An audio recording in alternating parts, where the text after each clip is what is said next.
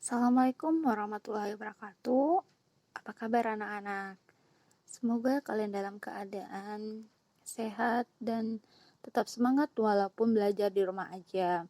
Oke, sebelum kita masuk pada pembelajaran kita hari ini, Ibu mau nanya dulu nih, gimana hasil PTS kalian minggu kemarin? Apakah sudah memuaskan atau masih ada yang kurang puas dengan hasil PTS-nya? Nah, kalau misalkan hasilnya PTS-nya bagus, diharapkan untuk mempertahankannya. Dan kalau misalkan ada yang nilainya masih ya di bawah standar, di bawah KKM dan pas-pasan atau pas-pasan, kalian bisa meningkatkan nilainya lagi untuk kedepannya. Nah, materi kita hari ini tuh tentang peran pelaku ekonomi dalam kegiatan ekonomi. Materi kita kali ini tuh ada kaitannya dengan materi sebelumnya, yaitu tentang masalah pokok ekonomi. Ada yang ingat gak? Masalah pokok ekonomi itu ada dua. Yang pertama yaitu masalah pokok ekonomi klasik dan masalah pokok ekonomi modern. Nah, ayo coba. Ada yang ingat gak apa saja yang termasuk dalam masalah ekonomi klasik? Baiklah, barangkali ada yang lupa atau emang terlupakan materinya ini. Jadi dalam masalah pokok ekonomi klasik itu ada 3 masalah pokok, yaitu masalah pokok produksi, masalah distribusi, dan masalah konsumsi. Sebagaimana yang telah disampaikan pada materi sebelum-sebelumnya, juga bahwa manusia itu memiliki beragam kebutuhan. Tapi untuk memuas kebutuhannya itu dibutuhkan yang namanya alat pemuas kebutuhan. Misalnya, kita membutuhkan pakaian dan alat pemuas kebutuhannya itu bisa baju, celana, dan sebagainya. Nah, dalam memenuhi kebutuhannya, manusia harus memiliki kegiatan ekonomi. Secara garis besar itu ada 3, yaitu ada produksi, ada distribusi, dan ada konsumsi. Apa aja yang masuk produksi, distribusi, dan konsumsi ini? Produksi. Pertama, produksi. Produksi itu adalah kegiatan menghasilkan barang. Distribusi adalah bagaimana barang yang dihasilkan oleh si produsen itu dapat disampaikan ke konsumen. Nah, kalau yang konsumen itu hanya memakai atau menggunakan barang yang telah diproduksi atau yang telah diedarkan oleh si distribusi. Contohnya seperti ini. Ada seorang petani menanam padi dan mereka akan memproduksi atau menghasilkan yang namanya beras. Beras itu nantinya akan dijual di pasar, di warung-warung, atau dimanapun. Nah, tujuannya itu untuk memudahkan si konsumen untuk mendapatkan hasil produksi atau mendapatkan berasnya itu tanpa harus langsung membeli ke petaninya. Nah, ketika beras itu sudah ada di tangan konsumen, plus dimasak dan dimakan oleh kita, maka sudah disebut dengan kegiatan mengkonsumsi. Nah, tujuan utama dari kegiatan ekonomi adalah untuk memenuhi kebutuhan manusia. Maka dari itu, kegiatan ekonomi itu sangatlah penting dan kegiatan ekonomi itu saling berkaitan satu sama lainnya. Kalau ada satu aja yang pelaku kegiatan ekonominya itu tidak melakukan tugasnya dengan baik, maka akan berdampak ke pelaku kegiatan ekonomi lainnya. Misalnya, jika tidak ada distribusi, maka barang yang dihasilkan atau yang dibuat oleh si produsen tidak akan tersampaikan ke konsumen, dan barang tersebut akan otomatis tidak akan terjual di pasaran, dan itu akan menyebabkan si produsen mengalami kerugian. Nah, pada hari ini kita hanya akan membahas tentang produksi, karena untuk materi distribusi dan konsumsi itu kita akan bahas di pertemuan selanjutnya. Baik, hari ini kita bahas produksi ya. Produksi itu apa? Produksi adalah suatu kegiatan untuk menciptakan atau menghasilkan atau menambah nilai guna terhadap suatu barang atau jasa untuk memenuhi kebutuhan hidup manusia. Nah, produksi ini tuh memiliki faktor-faktor yang terdiri dari 4 macam faktor. Yaitu pertama ada sumber daya alam.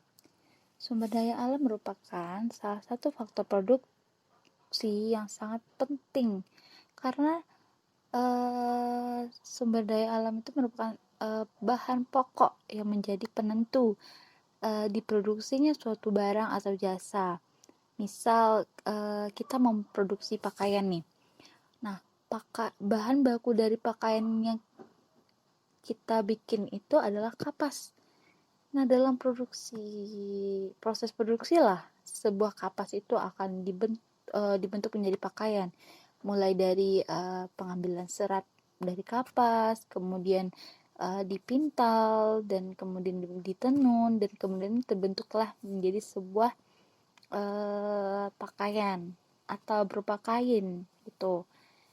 Nah, terus yang kedua itu ada sumber daya manusia.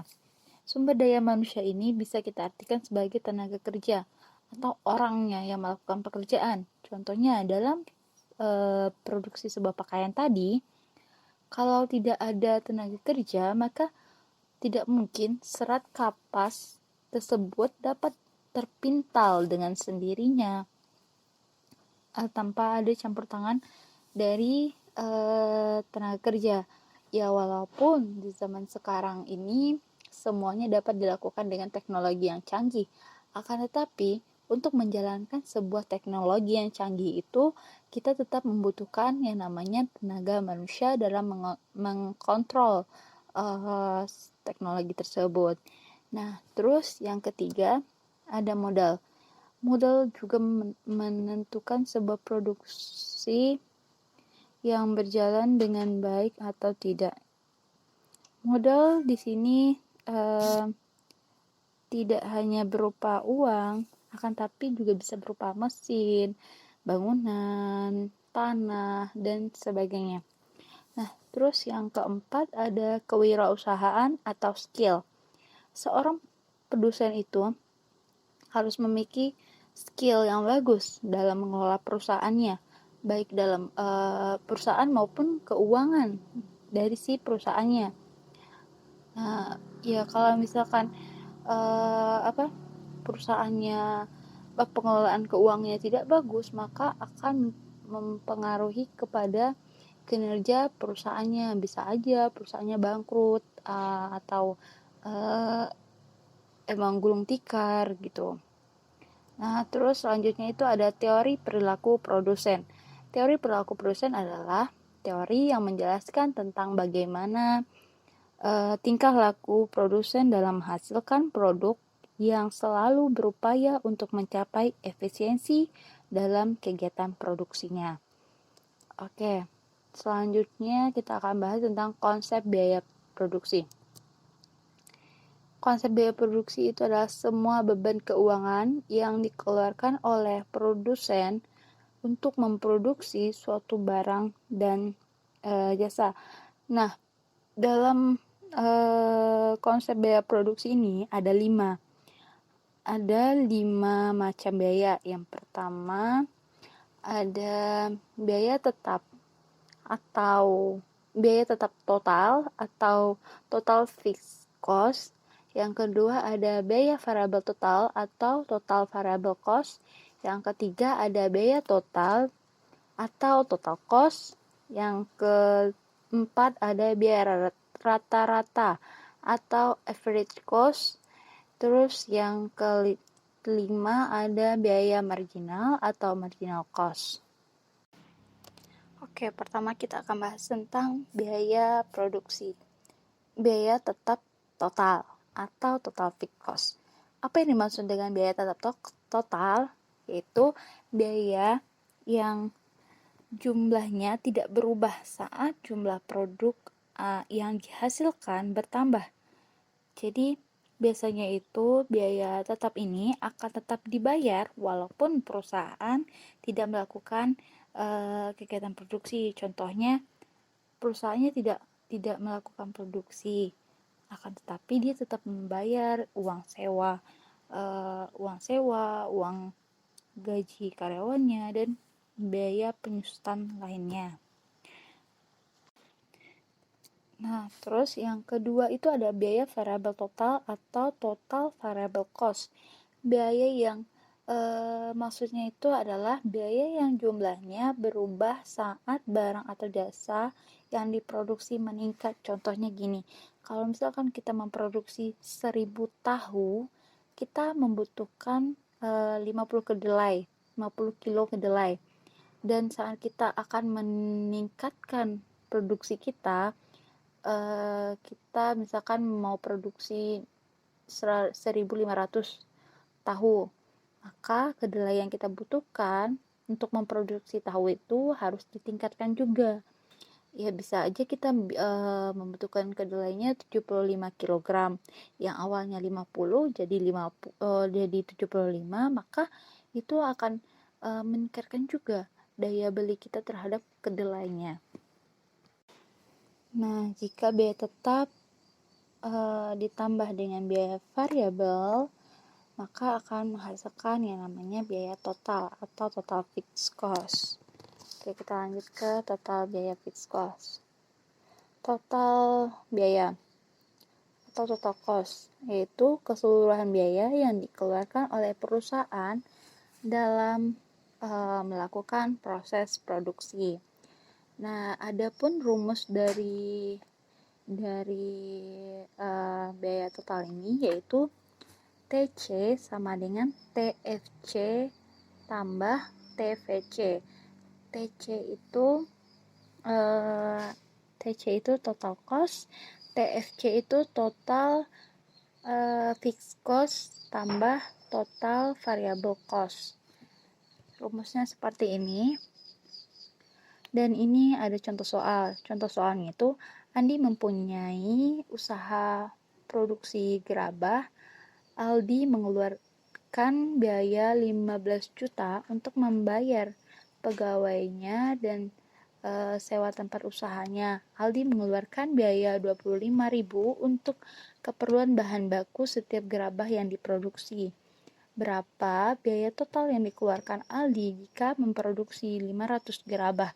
Jadi untuk memproduksi satu buah gerabah itu si Aldi ini harus mengeluarkan uang 25.000. Sedangkan untuk membayar pegawai dan sewa tempatnya itu dia mengeluarkan uang 15 juta.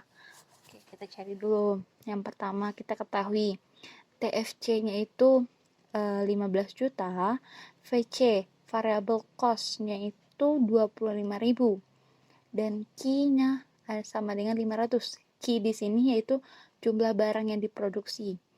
Nah, yang kita tanya itu TC. Nah, sebelum kita lanjut sebelum kita lanjut, kita lihat dulu untuk mencari sebuah rumus TC itu kita membutuhkan TFC, di mana TFC tambah TVC. Sedangkan di yang kita ketahui ini hanya TVC-nya itu belum diketahui. Jadi kita harus cari TVC-nya dulu. Nah, untuk mencari TVC-nya itu kita cari seperti ini.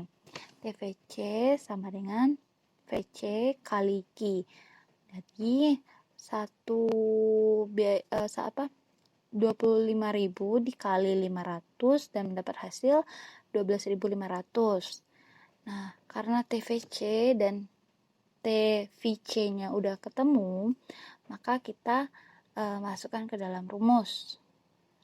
Jadi TC sama dengan TFC ditambah TVC 15 juta ditambah 12.500 sama dengan 27.500. Nah, jadi si Aldi ini harus mengeluarkan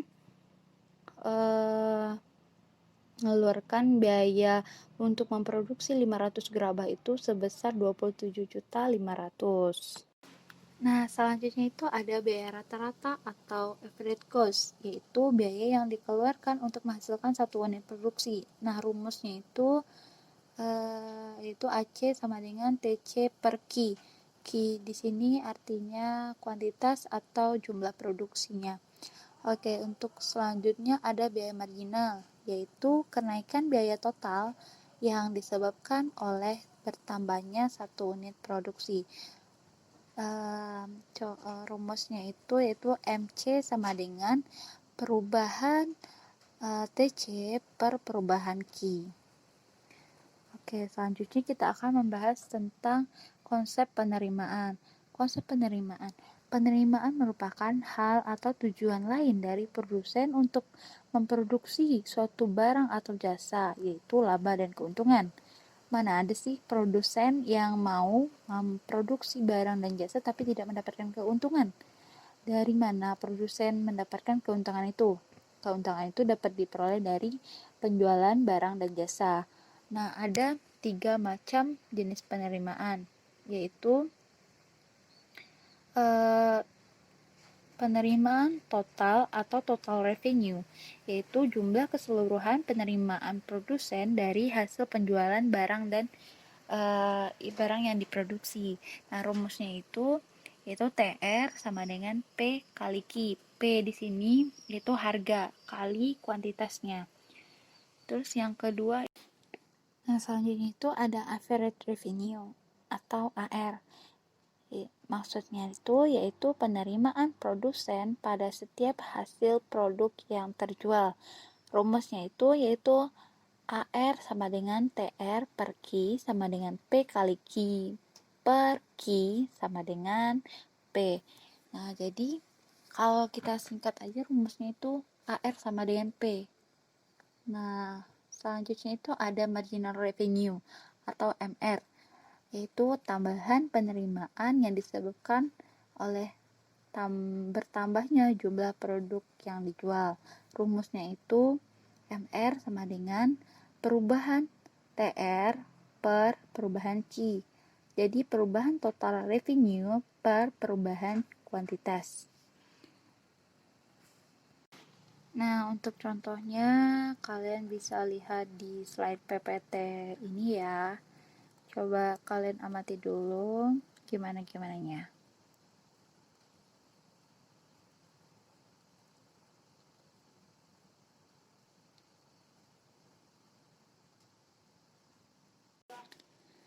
Nah, yang pertama itu ada titik impas atau break even point.